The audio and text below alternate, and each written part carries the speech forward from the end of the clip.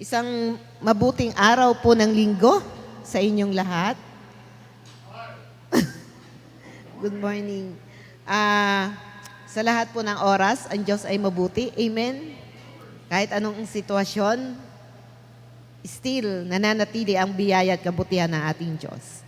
So, sa araw na to po, I would like to welcome, may isang bago po tayong kapatiran, si Juris Cruz. Asan po si Juris Cruz? Ayan. Salamat sa Panginoon sa pagdako mo sa lugar na to. Welcome, kapatid. Pwede ka nang makaupo. Ayan. So, sa bawat araw, may bagong ginagawa ang ating Diyos. Sa bawat oras, lagi siyang tapat at mabuti. Amen? So sa araw na to po, we are blessed by the Lord for sending us a messenger of the Word of God. And I truly believe na anuman po yung message ng Lord na nilagay sa kanyang puso, ito po ay para sa ikalalago at ikabubuti natin bilang mga anak ng Diyos. Amen po ba doon? So, sa mga hindi pa po nakakakilala sa kanya, matagal, countless times na po siya nakapagsalita sa atin. Hindi ko na po matandaan. Product po siya ng ninong ko sa kasal. Yan, and it happened, kaibigan ko po talaga siya way back. Best friend ko po siya. In fact, siya po ang maid of honor ko. So, patuloy po sila sa gawain ng Panginoon. And marami na rin po mga outreach, mga churches na natayo dahil sa mga outreaches po ng church ng Word of Life World Mission Church. Siya po ay naka-assign ngayon sa Word of Life World Mission Church, Binangonan, Rizal. So together with her ay ang kanya pong malaking anak, yan, mas malaki pa sa kanya, si Sister Sam. So, let me introduce to you and Gios Church, let us welcome the messenger of the Word of God for today, Pastora Gloria Batutay.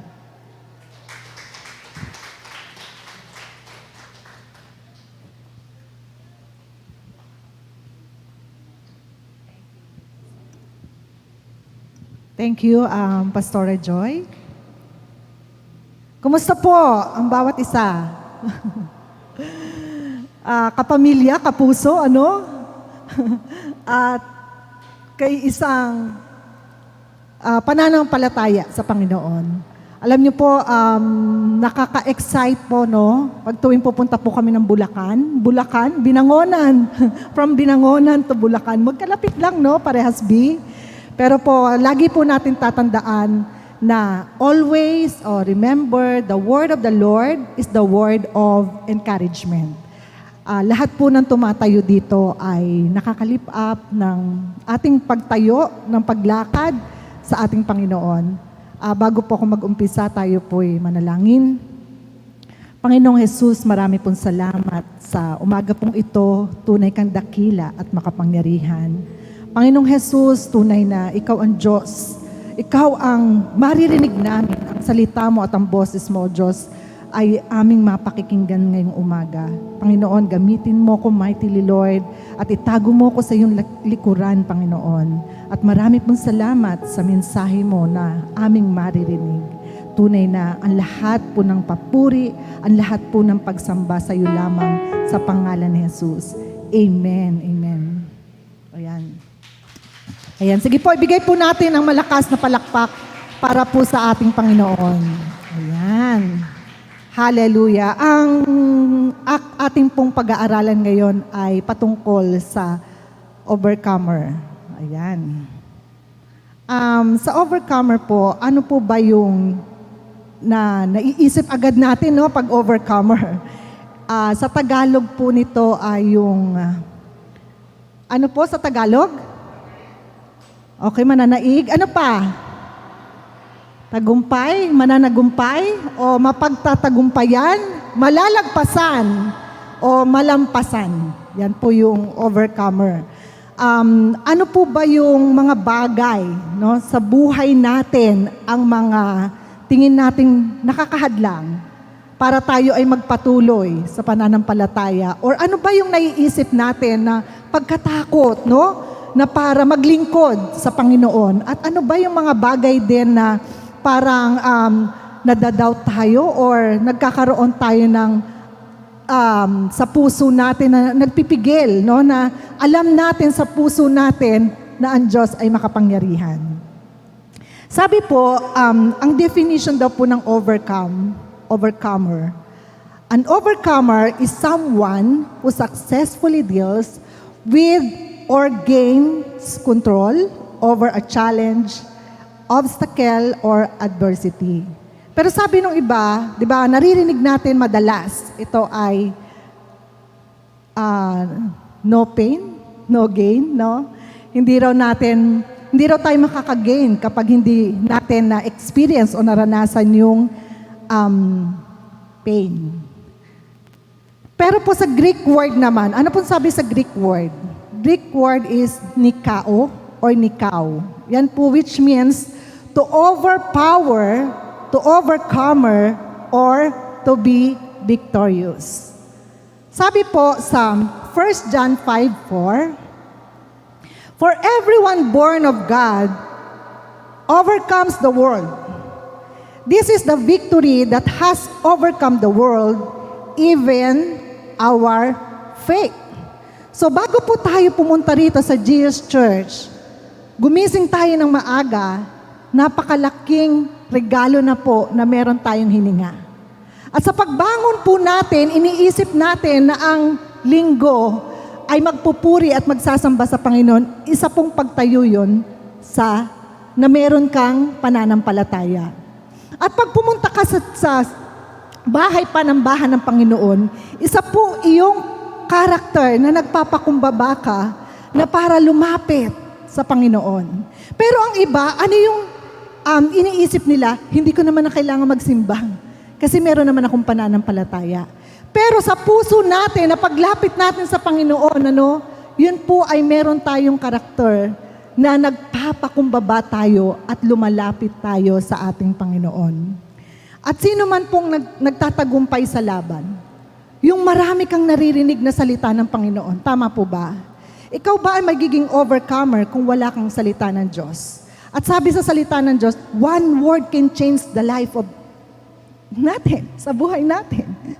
Isang salita lang ng Panginoon, mababago tayo, mababago ka. Amen po ba? Ayan.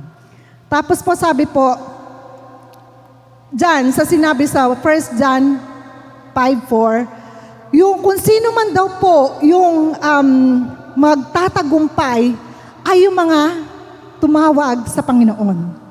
Yun po yung sinabi ng Panginoon, di ba? Sino ang nagtatagumpay? Tayong mga anak niya. Sino ang nagtatagumpay sa sanlibutan? Tayong mga tumatawag. Tayong mga sumasamba, nagpupuri sa ating Panginoon. Dahil alam natin na ang Diyos ang magbibigay ng tagumpay sa atin. Ngayong araw na to, August 24, ano yung struggle mo bago ka pumunta rito? Ano yung naging obstacle mo? Yung mga wala dito, ano kaya yung naging obstacle nila? No, minsan sa buhay Kristiyano, naglalaban yan. Ano yung naglalaban? Yung 50-50, di ba? Yung minsan maghahanap buhay ka, minsan gusto mong unahin ng Panginoon. Pero sabi sa Matthew 6:33, seek ye first the kingdom of God and all these things shall be added unto you. Unahin mo ang Panginoon at ang lahat ng yon ay idaragdag ng Panginoon. So minsan sa buhay natin, tayo po yung magdidesisyon pa din eh. Pero ang Panginoon may binigay siyang salita. May binigay siyang mensahe para sa atin. Pero sabi po sa spiritual overcomers, spiritual overcomers are followers of Christ who successfully resist the power and temptation of the world. Pero sabi ng Panginoon sa 1 John 5:4 kanina, na overcome na niya ang mundo. Ano yung fear? Ano yung obstacle? Ano yung trials? Ano yung tribulation natin na nangyayari sa atin? No? kamakailan lang, nabalitaan ko no, na ang Bulacan daw ay state of calamity. Pero hindi naman yun dito, no? Malayo po ba yun dito? Sabi po dyan sa isa pa pong spiritual overcomers, spiritual victory is obtained by walking in faith, which means obedience. Which means obedience. Naalala ko po, last na nagturo po ako dito, kung natatandaan nyo pa po, no? Last, I think, June o May. Mother's Day or Father's Day yan eh. O Father's Day siguro.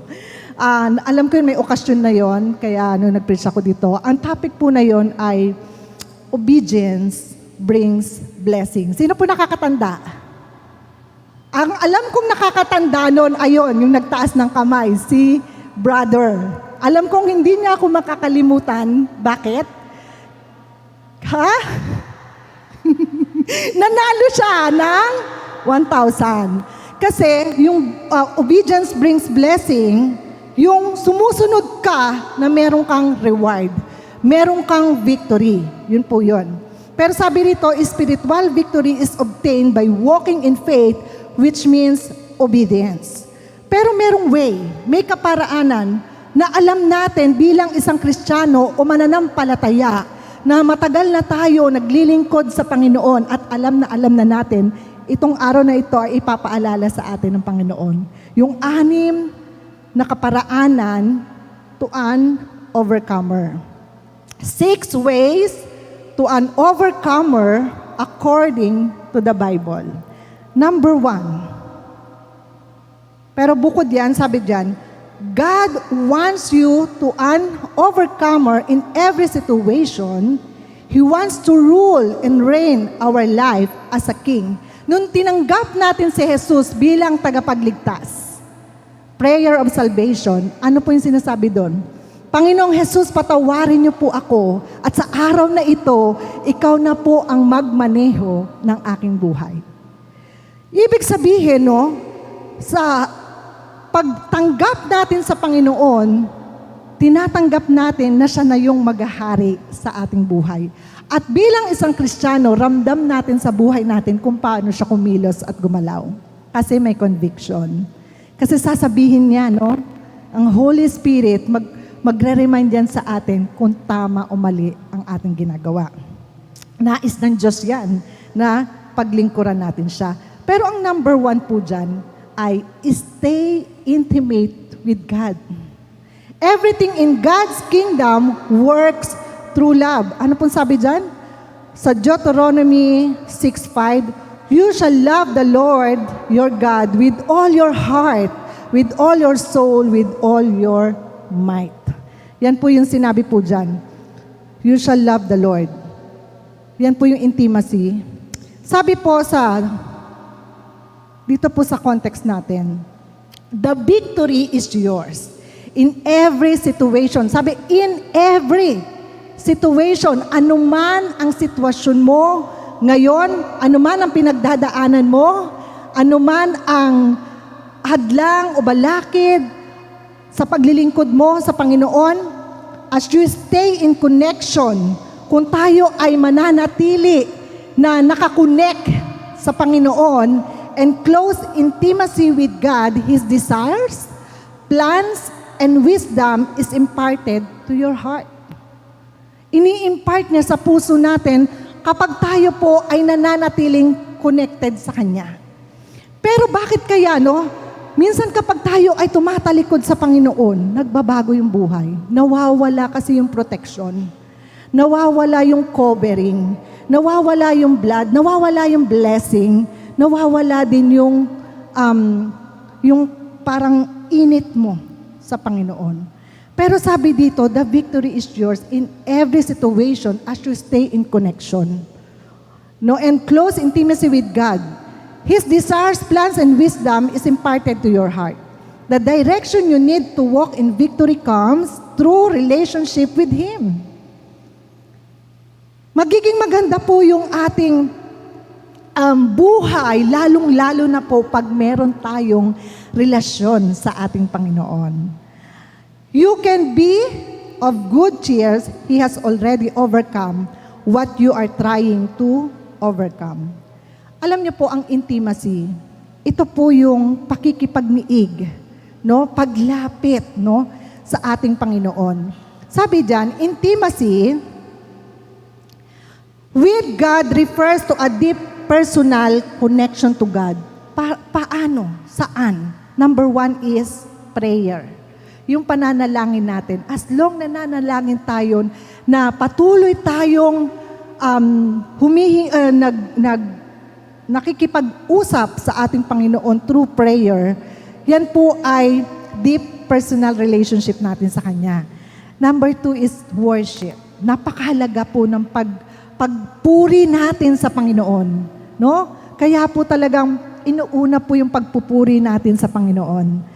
And ano pa po, yung pangatlo, Word of God, yung salita ng Panginoon. Dapat meron tayong pinanghahawakan na salita ng Diyos. No, sa tagal na nating Kristiyano, dapat meron tayong tinatayuan na pangako ng Panginoon. Kaya kung saan ka man pumunta, saan ka man lugar, tatayuan mo yun kasi yun ang promise eh. Yun ang nasusulat sa salita ng Diyos. Number 4 is obedience. And number 5, yung trust. Yung trust natin sa Panginoon. And sabi po dyan, sa John 16:33, "These things I have spoken to you, so that in me may have peace.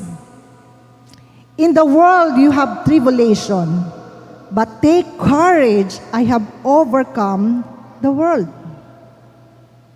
Yun po yung sabi kanina, no? Na na-overcome na ng Panginoon ang sino mang sumasampalataya sa Kanya at tumawag na si Jesus ay anak ng Panginoon. Ang Panginoon ay anak ni Jesus. Amen. Sabi po sa number 2, you must have confidence that God will bring you the victory. Confidence ka.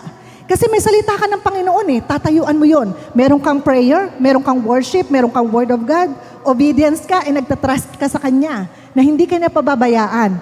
So you must have confidence, no, na God will bring you the victory. Ano man yung laban, ano man yung sitwasyon natin, no, mapagtatagumpayan natin yon. Kaya overcomer. Di ba sabi po dyan, kapag tayo po ay nagko-communion, we are redeemed from sickness and disease. We are redeemed from poverty and lack. Wala na po ang kahirapan at sumpa. Wala na po ang sumpa ng kahirapan. Wala na ang sumpa ng sakit at karamdaman. No? Tayo ay redeemed na po doon. And sabi rin po dyan sa this promise of victory can bring comfort, strength, and motivation to face challenges with confidence and faith. Pero po, sinabi po sa Galatians 3:13, Christ redeemed us from the curse of the law by becoming a curse for us, for it is written, cursed is everyone who is hung on a tree. Wala na. Sinabit na, no, dun sa krus ng Kalbaryo, wala na po ang sumpa. Lalo na po pag tayo po ay nasa Panginoon. Pero pong example po ng merong victory, si David. Si David's victory over Goliath. Alam po natin yung kwento na yan. Makikita po yan sa 1 Samuel 17. And sabi rin po dyan, si Paul, no? Encouragement to the Philippians to rejoice in the Lord and trust in His victory. Makikita po natin yan sa Philippians 4:4-9. Hallelujah. Yan po yung example na merong victory, no? And Jesus secured the victory through His death and resurrection. Kaya po nung namatay sa krus ng Kalbaryo ang Panginoon, yun po ay para sa ating lahat. Diba? Para sa atin po yun, lalo na po tayong mga nakakakilala at anak ng Diyos. Number 3 po, ano pong sabi dyan? Use your authority. Yan. We will be overcome by the evil of this world. Bakit pag sinabing authority, ibinigay na po sa atin ng Panginoon. Alam na natin ang salita niya. Alam na natin na tatayuan natin at tayo mananampalataya. Nananampalataya tayo, tumatayo tayo na alam natin na tayo'y magtatagumpay.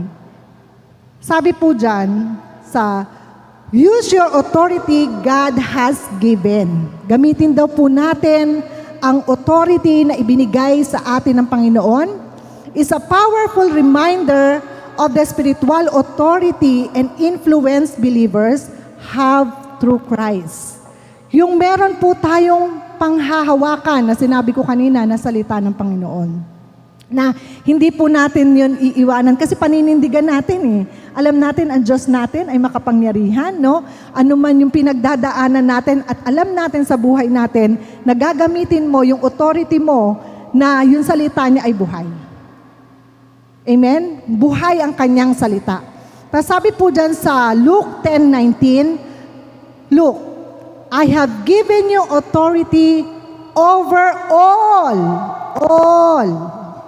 the power of the enemy, and you can walk among snakes and scorpions and crush them, nothing will injure you. Makikita rin po natin yan sa Psalms 91. Na anuman yung pagdaanan natin, no? Dumaan man tayo sa apoy, hindi tayo masusunog. Dumaan man tayo sa tubig, hindi tayo malulunod. Yan. Sabi dyan, we have the power of God and the resources of heaven within us. Meron po tayong power din na ibinigay. Di ba sabi nga kanina sa nabasa natin, ini-impart ng Panginoon yung plans, yung desire, no, sa puso natin, ini-impart niya sa atin.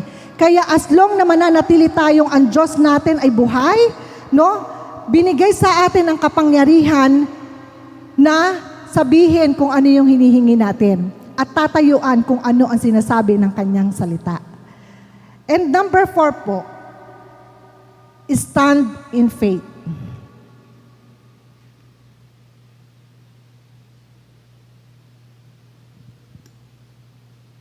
Pero bago yung stand in faith, meron muna akong babasahin sa Matthew 16:19. Sabi po dyan, I will give you the keys of the kingdom of heaven. Whatever you bind on earth will be bound in heaven. And whatever you loose on earth will be loosed in heaven. So binigay na po niya sa atin ang lahat, no, ng katagumpayan. Kaya kung meron kang pinagdadaanan, nahihirapan ka sa isang sitwasyon, no, ipinapaalala sa iyo ng Panginoon kung ano ang katotohanan. Yung salita niya na tatayuan natin. Amen. Tapos, we have the power, yun po yung sinabi ko kanina, of God and the resources of heavens within us. Number 4 po, yung stand in faith. Ayan na po, ito na po yung tinatayuan nating pananampalataya na tayo na mismo yun, ano? Faith is the victory that has overcome the world. Amen. Lahat po ba tayo merong pananampalataya? Parang kukunti lang po yung may pananampalataya. Lahat po ba tayo? Amen. Stand in faith. No? Faith is the victory that has overcome the world. And sabi po sa Hebrew 11:3, by faith, we understand that the universe was formed at God's command, so that what is seen was not made out of what was visible. Tatayo tayong may pananampalataya, no? At yung mga pangako ng Diyos na kahit hindi po natin nakikita, tatayuan natin yon sa pamamagitan ng ating pananampalataya. Amen. Kaya rin po tayo nandirito, no, nagkakaisa at nakikinig ng salita ng Panginoon para po lalong tumatag ang ating pananampalataya. Sabi po dyan, stand in faith is a powerful declaration that encourages believers too. Ano yung nag-i-encourage sa atin? Number 1, trust God's promises and plan. Ano ba yung plano ng Panginoon sa'yo? Jeremiah 29:11 ba yan? No, I have plans for you, plans to prosper, not to harm, plans to give hope and a future. O sinabi sa iyo ng Panginoon sa Exodus 25:35, you will worship me and I will give you water, food and water, and take away all the sickness and diseases. Ano sabi sa Psalms 91, sa mga kantadaan? I will give you long life. Amen? Kaya we are overcomer. And number 2 is holding on to hope and confidence. May pag-asa. Diba? Kaya po wag po tayong manlumo. Wag po tayong mawala ng pag-asa. Manatili po tayong tumayo ng may pananampalataya. Para po yung mga promises ng Panginoon ay makamit po natin. And maganda po yung mga plano ng ating Diyos. At panghawakan po natin yung pag-asa, no? At confidence po tayo. And number 3 is resisting doubt and fear. Yan daw po yung nire-resist natin, no? Na yung fear. Bakit ba meron pang fear? Lahat po tayo may fear eh. Pero dalawang klase po yung fear. Yung pagkatakot, no? Napapalapit sa Panginoon. At pagkatakot, napapalayo sa Panginoon. Ang pagkatakot na papalapit sa Panginoon ay mananatili kang nagpapakumbaba at nagpapaayos sa Diyos. Pero pag ikaw ay natatakot na lumalayo, no, inaalis mo yung connection mo sa Panginoon. Kaya still dapat yung intimacy, laging connected tayo sa yung relasyon natin sa Panginoon. Ayan po yun, trust God, God's promises and plan, holding on to hope and confidence, resisting doubt and fear. Number 5. Ano po sabi sa number 5? Remember who gives you the victory.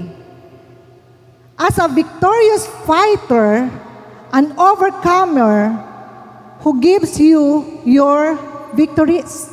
Minsan ito po yung nakakalimutan natin na kung sino yung nagbigay ng victory, lalo na pag nandun ka na sa sitwasyon. Tama po ba?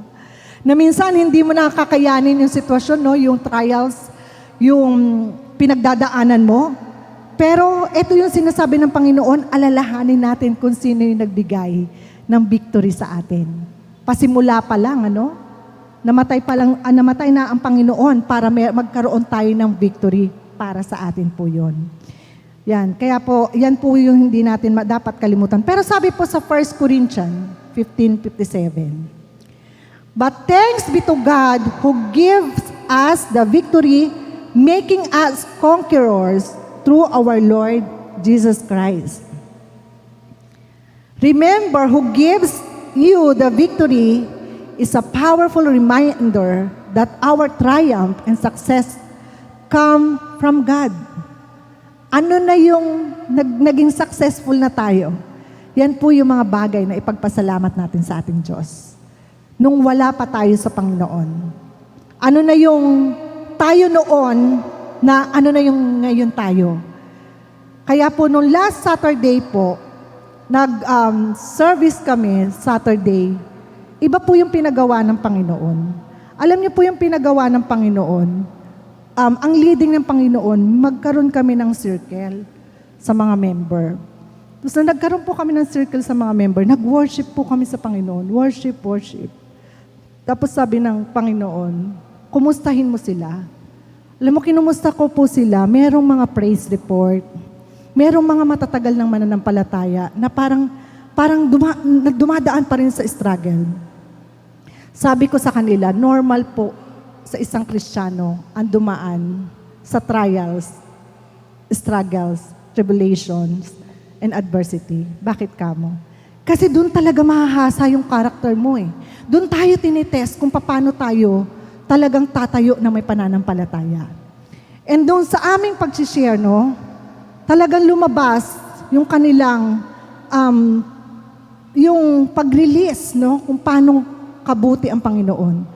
Nagbigay ng praise report, sa tagal na, no? Nagbigay ng praise report na ang Diyos talaga ay mabuti. Nasabi niya na yung isang member namatay ang asawa niyang maaga at the age of 30. Pero ngayon, 55 na siya, ibinigay niya, nilaan niya ang buhay niya para sa Panginoon, sa paglilingkod niya. At siya na yung tumayong tatay, hindi na siya nag-asawa muli. Tapos, 4 yung kanyang anak. Kaya po, ang lahat ng meron tayo, yan po ay dahil sa Panginoon. Ano man ang na-achieve mo, ano man yung napagtagumpayan mo, ipagpasalamat natin yan sa Panginoon. Amen. Sabi po dyan, acknowledge God's power. And number 2, yung give credit to Him for our achievements. And stay humble and grateful. Yan po. Yan po ang nagbigay sa atin ng victory, ang Panginoon. Sabi po sa Deuteronomy 24, for the Lord your God is He who goes with you to fight for you against your enemies to save you. No? Ang kalaban po natin, pagdating po sa mga sitwasyon natin, hindi po ang Diyos. Ang kalaban po natin dyan ay kaaway. Kaya dapat ma-overcome po natin yun. At namamagitan ang Panginoon to fight for us. Siya po yung lumalaban, di ba? Amen? Kaya po, mawala po yung fear, no? Yung takot natin na natayuan yung salita ng Panginoon. At sa number 6 po, sabi po dyan, you will receive as a victorious conqueror and overcomer. Every believer is an overcomer and victorious because they have eternal life in Christ. Sabi dyan, yet in all these things, we are more than conquerors through Him who loved us. Meron pong isang sitwasyon, parang meron ako nalagpasan na isa, sabi po doon,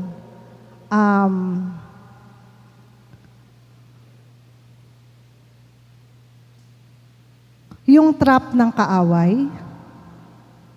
Nakita mo ba yon, ate? Nawala, no? Sabi po doon, ma-overcome daw po natin yung trap and trick ng kaaway. Kasi merong ipapakita ang kaaway na akala natin maganda sa paningin. Pero yung pala ay test lang sa atin na para tayo ay lumubog o bubigay, no? Meron po kasi kaming kakilala, ito ay isang pastor.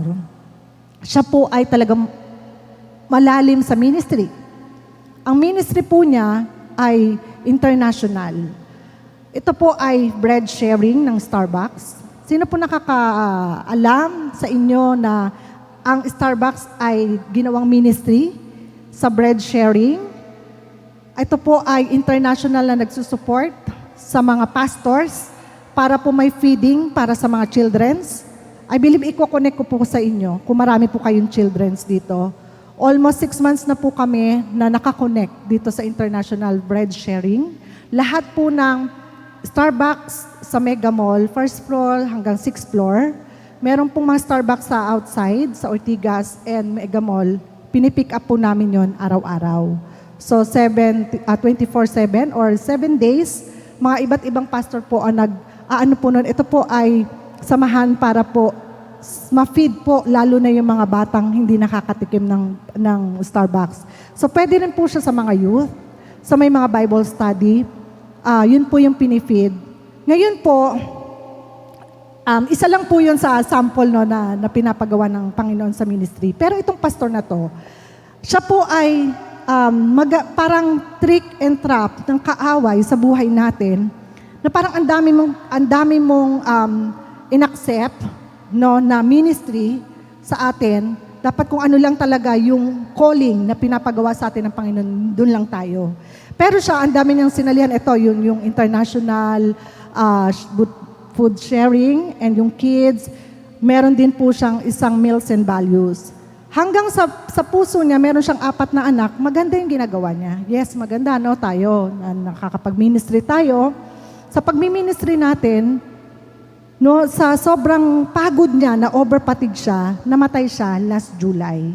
Siya po ay bishop na po siya ng part po ng Alam ko Bulacan din po yun. Pero hindi ko po alam kung saan sa Bulacan kasi naka-assign po siya sa amin, bandang Cainta, Rizal, sa Valley Gold.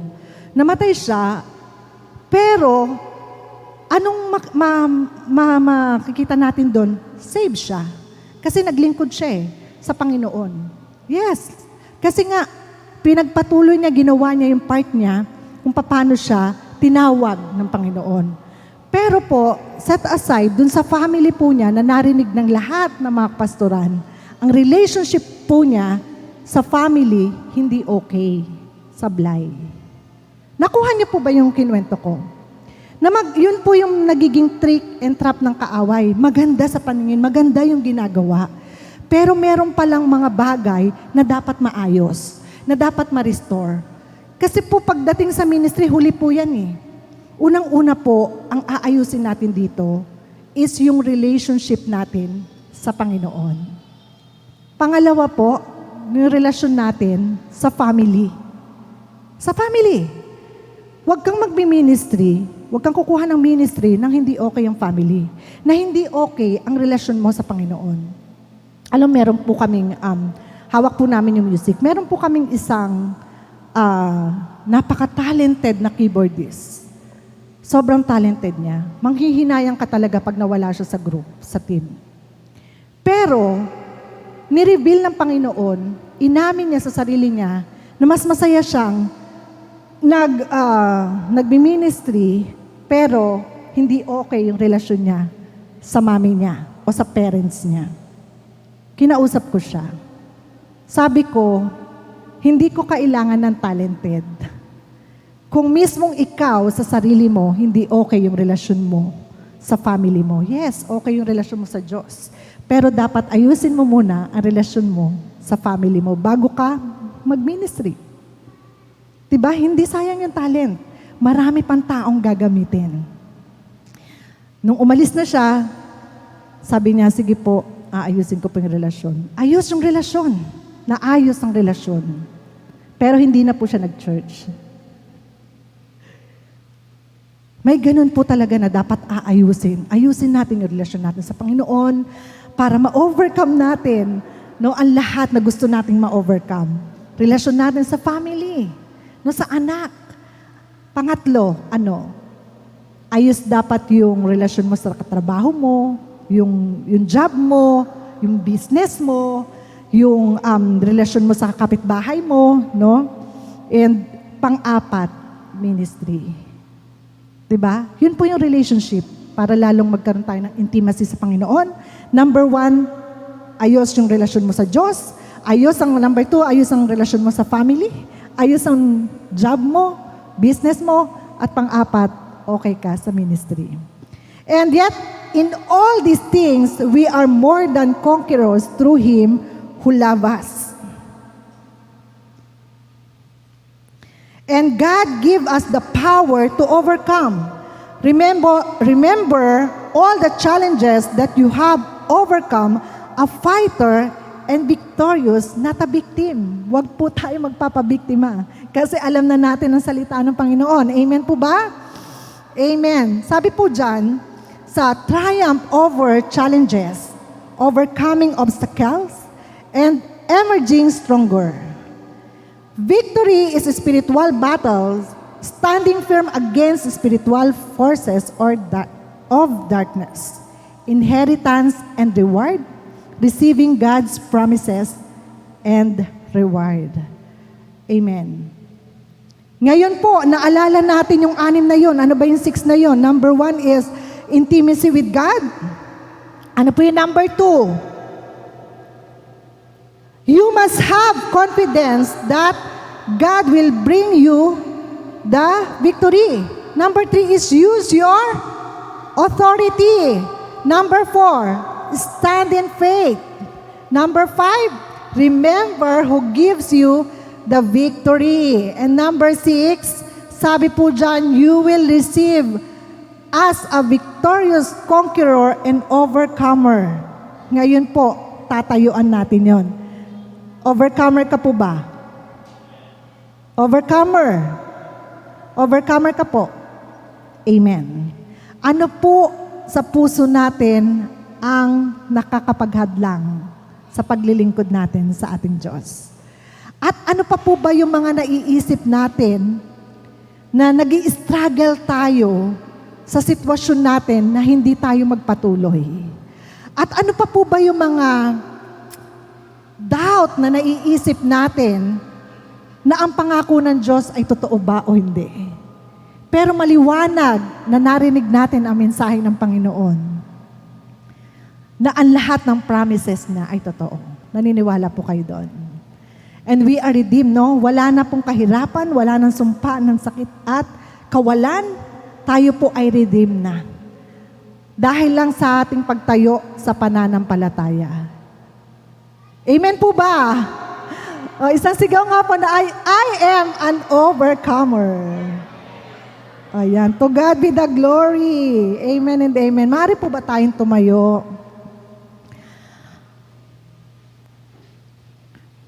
Pwede pong patugtog ng Victor's Crown. Kahit po sa na lang po.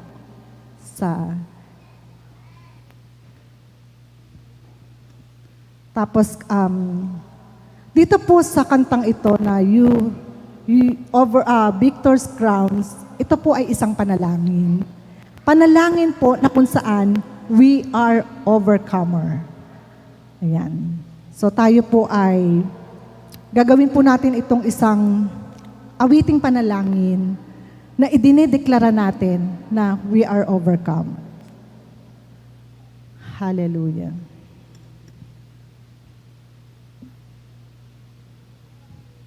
Sorry, nalid lang akong ito ay ating awitin. Hallelujah. Panginoong Jesus, marami pong salamat sa iyong kabutihan at kami po, Panginoon, ay tatayo ng may pananampalataya. O Diyos, salamat din po, Panginoon, dahil ipinaalala mo na ikaw po ang siyang nagbigay, Panginoon, na ang lahat po ng katagumpayan sa iyo lamang, O Diyos. Tunay nga, Panginoon, na magagamit po namin ang aming authority, Lord, para po, Panginoon, manatili po kami na tumayo ng may pananampalataya. At alam po namin, O Diyos, na Ikaw ay dakila at makapangyarihan. Lord, nakikita mo sa bawat puso na nandirito, ano man ang kanilang pinagdadaanan. Lord, ang mga sitwasyon, Panginoon, na nag-struggle kami, ano man, Panginoon, yung trials na pinagdadaanan namin, alam po namin, O Diyos, na nandyan ka para po ito ay ma-overcome namin, mapagtagumpayan namin, Panginoon, dahil pinangako mo na na-overcome mo na po ang lahat. Maraming pong salamat, O Diyos. Hallelujah.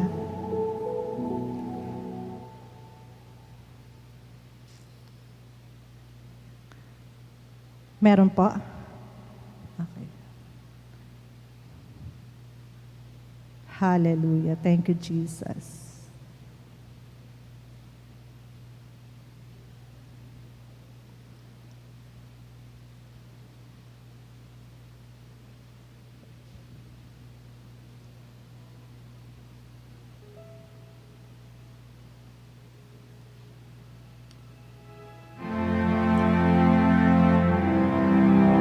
Namnamin po natin ang mensahe ng awitin po ito.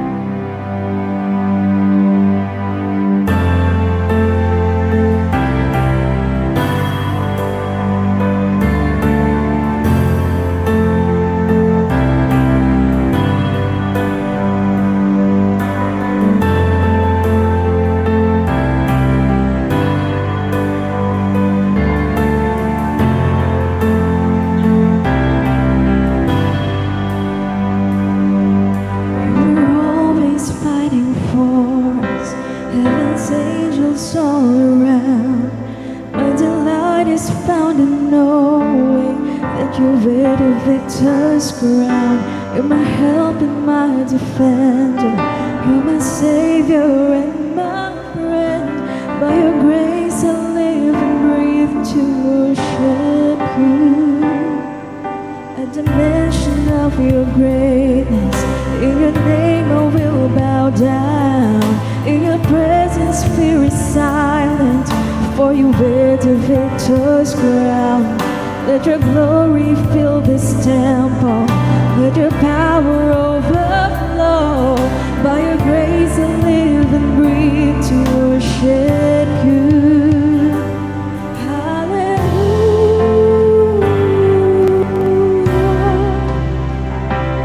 You have overcome. You have overcome. Hallelujah. Jesus, you have overcome the world.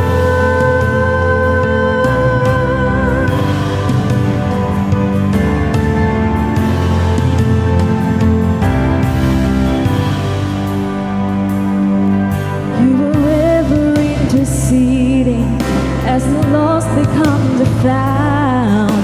You can never be defeated, for you wear the victor's crown. You were Jesus the Messiah. You're the hope of all the world. By your grace I live and breathe to worship you. Let's declare.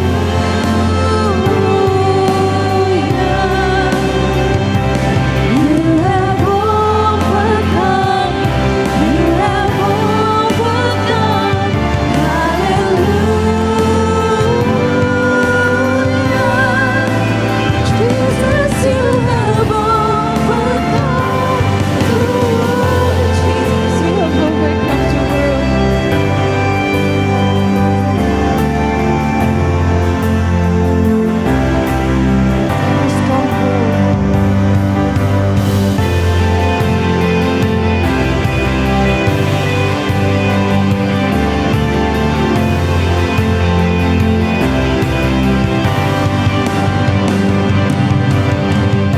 Every high thing must come down. Every stronghold shall be broken. You wear the victor's crown. You overcome. You overcome. Every high thing must come down. Every stronghold shall be broken. You wear the victor's crown. You overcome. Every high thing must come down. Every stronghold shall be broken. You wear the victor's crown, and you overcome. You overcome. Every high thing must come down. Every stronghold shall be broken. You wear the victor's crown. You overcome. You overcome. Ayan po yung ipapaalala sa atin ng Diyos. It's already finished. At the cross, the work was finished. It's We were finished. buried in the ground, but the grave could not contain you, for you wear the victor's crown. Declare, let's declare it.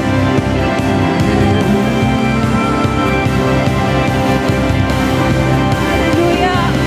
Hallelujah. You have overcome. You have overcome.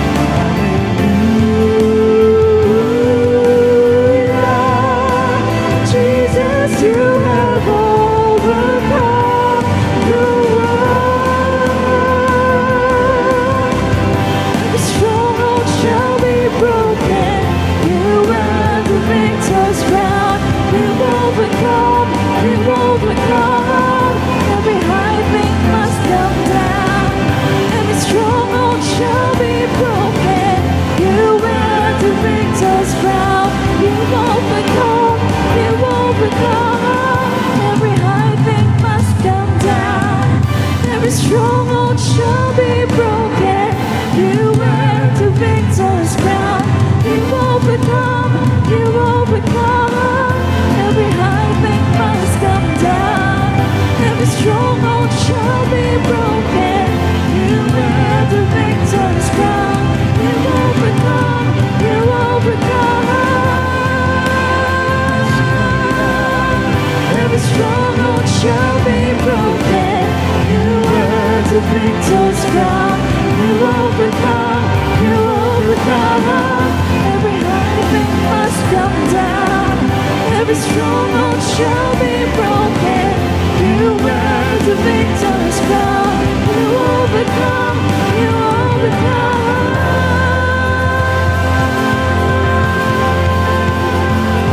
Hallelujah. Amen and amen. Amen. Now, you are overcomers. Praise the Lord. And glory to God. Amen. I believe na nangusap sa inyo ang Panginoon through this song no, sa overcomers. We are overcomers. At finish na po ang lahat. Amen and amen.